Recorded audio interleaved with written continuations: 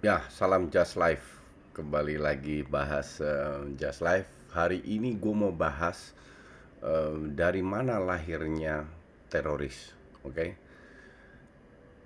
jujur karena kemarin kejadian bom di gereja di Makassar, tapi gue tidak mau bahas itu. Itu hanya satu contoh. Gue mau bahas lebih dalam lagi dan skopnya dunia. Jadi tidak ada apa namanya, tidak mau bahas hanya satu dua contoh. Skop dunia perkembangannya sampai sekarang. Di umur gue tahun ini gue 54 tahun. Jadi kalau lu bicara tahun 70-an, gue masih terlalu kecil. Gue lahir tahun 67, masih terlalu kecil untuk mengikuti. Tapi tahun 80-an gue lebih paham, gue lebih ngerti lah. Tahun 80 ke atas, at least walaupun baru umur belasan tahun, tapi at least sudah mengikutin. Jadi gini, teror itu kan lahirnya dari ketidakpuasan ketidakpuasan atas terjadinya sebuah dalam sebuah komunitas, sebuah perkumpulan, sebuah negara. Nah, karena yang tidak puas ini banyak orang dengan ideologi yang sama, mereka berkumpul mencoba membuat sebuah perubahan. Oke. Nah, perubahan ini bisa dengan cara demokratis, bisa dengan cara anarkis. Kalau membuat perubahan demokratis dalam sebuah negara, oke, dengan teman-teman gue kumpulin yang satu visi, gue bikin partai politik, gue coba membuat perubahan sesuai dengan konstitusi, oke. Tapi ada juga yang berpikir, wah, gue nggak akan bisa merubah apa namanya, sikon politik dalam sebuah negara seperti ini. Gue harus bertindak lebih radikal karena ini sudah mengakar, susah dirubah. Lahirlah grup yang kita sebut, yang orang kenal, teroris. Zaman gue tahun gue mulai bahas tahun 70-an lah. Kalau kalau kalau nggak, kita itunya terlalu jauh. Tahun 70-an itu ada yang namanya beberapa grup teroris yang berdasarkan ideologi, bukan agama, ideologi. Contoh, di Itali, Red Brigade, Brigade Merah. Di Jerman, Rote Armee Fraktion, Red Brigade. Mereka berdua itu berdasarkan ideologi komunis. Oke, karena mereka tidak puas dengan uh, pemerintahan liberal. Menurut mereka rata-rata ya alasannya adalah pemerintahan liberal menindas rakyatnya sendiri. Di situ mereka berontak. Tidak cukup dengan partai yang ekstrim, jadi bom kiri kanan, menculik dan lain-lain.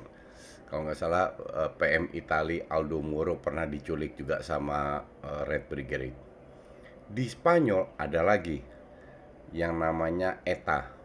ETA itu tidak berdasarkan agama, tidak berdasarkan ideologi, tapi mau merdeka dari daerah Basque. Oke, kerjanya sama, ngebom kiri kanan. Di Peru ada yang namanya Shining Path, dalam bahasa Belanda Lichtenpad. Dasarnya komunis, melihat penindasan, berontak. Di Kolombia ada namanya FARC, FARC. Kenapa? Karena ada cewek Belanda satu di situ aktif. Itu tahun 90-an kalau nggak salah. Juga dasarnya komunis. Jadi bahkan tahun 70-an ada beberapa grup teroris dari Timur Tengah yang namanya banyak sebutan namanya lah, tapi didukung oleh PLO Palestina. Itu dasarnya bukan agama. Dasarnya adalah membebaskan diri dari Israel atau melawan Israel yang mereka merasa mendudukin negara mereka. Jadi walaupun dari tahun 70-an sudah ada grup Arab dan non-Arab, tapi dasarnya bukan agama. oke? Dasarnya ideologi melawan penjajah. Dan itu sekitar tahun 70-an paling bagus sih pada saat atlet Israel disandera dan dibunuh akhirnya di Munchen pada saat Olimpiade tahun 72 kalau nggak salah.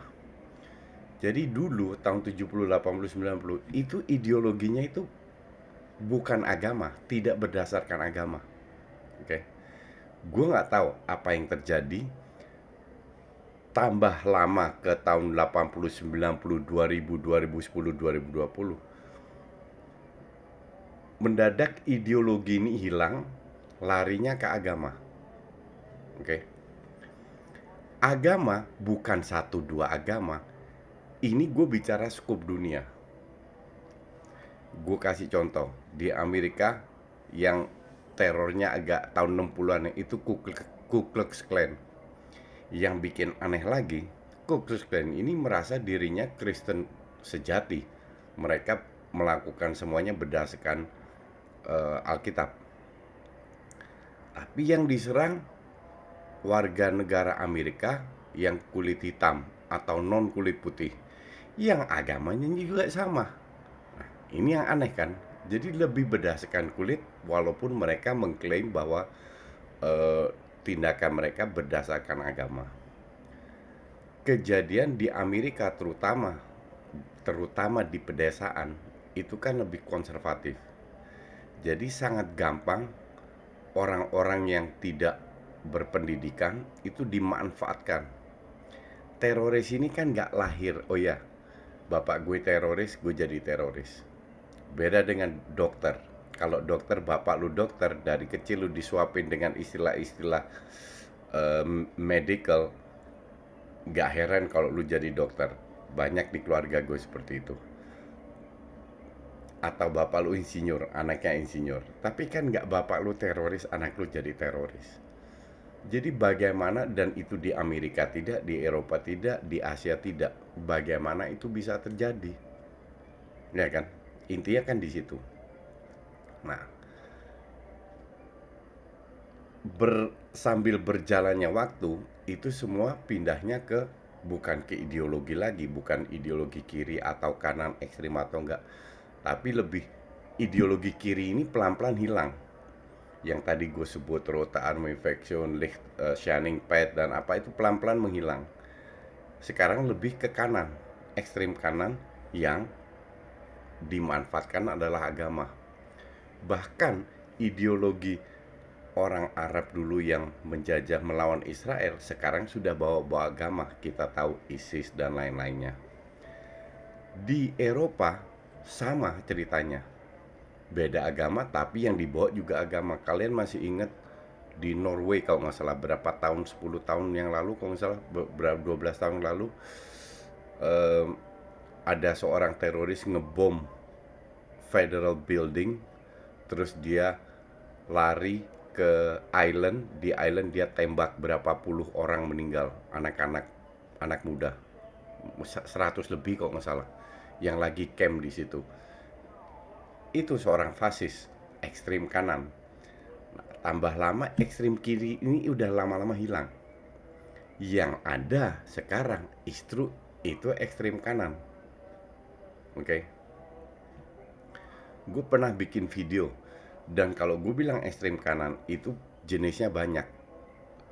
Nggak lihat agamanya, nggak lihat warna kulitnya, semua terjadi. Gue juga nggak tahu kenapa dari kiri bisa pindah ke kanan, dan kenapa mendadak jadi agama yang dimanfaatkan. Seperti di Amerika juga pemboman oleh orang kulit putih yang membom building lah apa dan lain-lain, tapi berdasarkan apa namanya agama di Norway. Dan kalau di Timur Tengah ya lahirnya ISIS, Taliban dan lain-lainnya, itu semua memanfaatkan agama. Nah, di Indonesia itu nggak jauh beda. Dulu kan ada PKI, kita tahu semua. PKI kan lama hilang setelah 65 itu kan udah gone lah, udah nggak ada PKI lagi. Tapi sekarang justru banyak ekstrem kanan yang kembali lagi memanfaatkan agama. Jadi yang terjadi di Indonesia nggak jauh beda sama yang di luar. Di luar mungkin karena lebih terekspos dan lebih sering aktivitasnya, lebih kelihatannya kok sangar banget ya. Di Indonesia sebenarnya nggak terlalu, ya mungkin setahun sekali, tetap parah. Tahun lalu, berapa tahun lalu ya kalau nggak salah, atau 2 tahun yang lalu, enggak bukan tahun lalu, dua tiga tahun yang lalu itu SD gue di Surabaya kena kena bom yang di Surabaya di gereja itu. Apakah membuat kita kita kaget, takut? Enggak, kalau gue sih enggak. Dan gue sarankan semua orang jangan takut terhadap teror. Tapi kenapa setelah bom Bali yang sudah dihajar sama pemerintah dan setiap tahun selalu ada yang ditangkap, kenapa masih ada sel-sel kecil? Ya, murni karena selalu ada orang yang tidak puas dengan sikon yang dia alami sekarang. Nah, orang ini biasanya pendidikannya nggak terlalu tinggi. Jadi semua teroris, apapun bentuknya, ideologi atau apa, itu di awal dari cekokan. Pasti ada orang yang cekokin dia tiap hari. Oke. Gue selalu bilang ini bukan masalah agama. Agama itu hanya dimanfaatkan. Tapi ini lebih masalah sosiologis, antropologis. Karena teror ini itu kan lahir dari kecil sampai besar sampai dia menjadi teroris dimanapun dia berada, dimanapun produk yang ideologi yang dia manfaatkan. Oke. Nah, menjelang dia besar dewasa sampai dia melakukan tindakan itu kan ada proses hidup di mana semua orang mengalami yaitu ups and down, tidak kecewa dengan sikon, merasa didiskriminasi, dan itu dimanfaatkan oleh segelintir orang. Nah, ini yang jadi masalah. Ini juga terjadi di sana, di mana-mana terjadi bahwa si teror ini orang yang biasanya nggak berpendidikan itu dimanfaatkan. Maka dari itu, apakah teror ini akan hilang? Nggak bakalan. Tapi yang bisa kita buat adalah orang-orang pinter ini yang cekokin para teroris ini harus dirubah.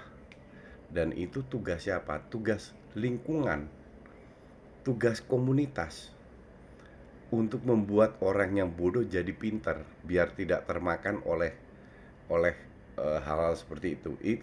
Itu di kalau gue bilang di Amerika sama Indonesia itu nggak jauh beda. Di Amerika sekarang masih banyak teror, banyak banget. Baru kejadian Atlanta,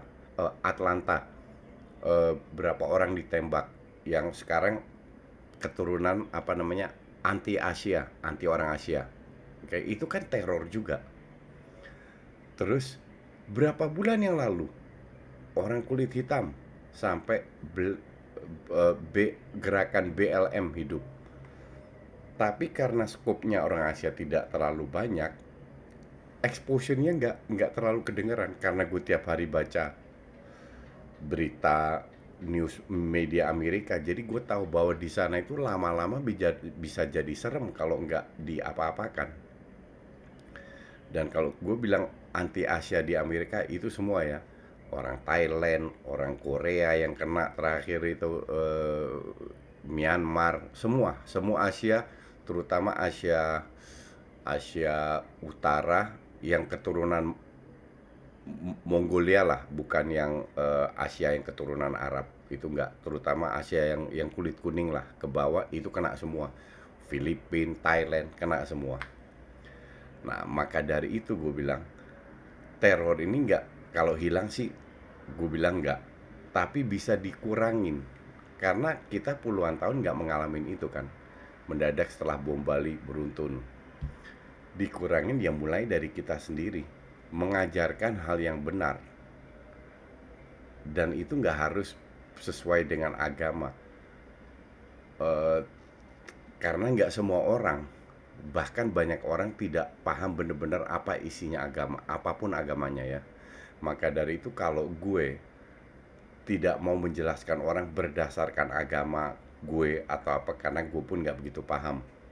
Tapi gue justru jelaskan berdasarkan etika, berdasarkan kemanusiaan. At the end of the day kita semua manusia. Walaupun kulit kita beda, tampan kita beda, kita semua manusia. Makanya gue selalu bilang ke teman-teman gue, ke lingkungan gue, kenapa gue respect A, B, C walaupun gue sangat berbeda dan lain-lain? Karena mereka manusia. Selama mereka nggak melakukan hal-hal yang aneh, gue tetap respect. Bahwa gue punya pendapat yang berbeda dengan mereka, itu pasti. Karena nggak ada orang yang punya pendapat sama. Pasti ada bedanya. Tapi it's about respect. Kalau lu respect sesama manusia, apapun kulitnya, apapun agamanya, apapun backgroundnya, gue rasa komunitas itu akan jauh lebih lebih damai lah. Nah, ini yang gue pelajari pada saat gue di Belanda. Di Belanda itu banyak jenis suku.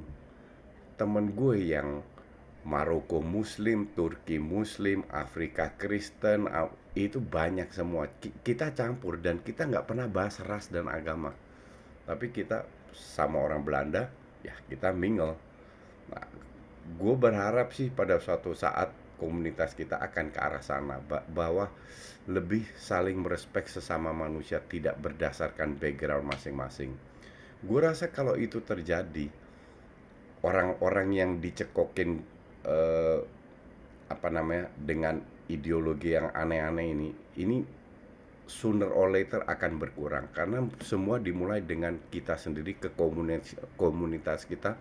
Kalau kita menyebarkan hal yang baik, pasti yang menerima itu ada, dan yang menerima itu akan menyebarkan lagi. Dan gua hanya bilang semoga tidak ada kekerasan dan teror lagi dimanapun berada yang memanfaatkan apapun ideologinya, agamanya, karena tujuan agama bukan untuk itu. Thanks for watching.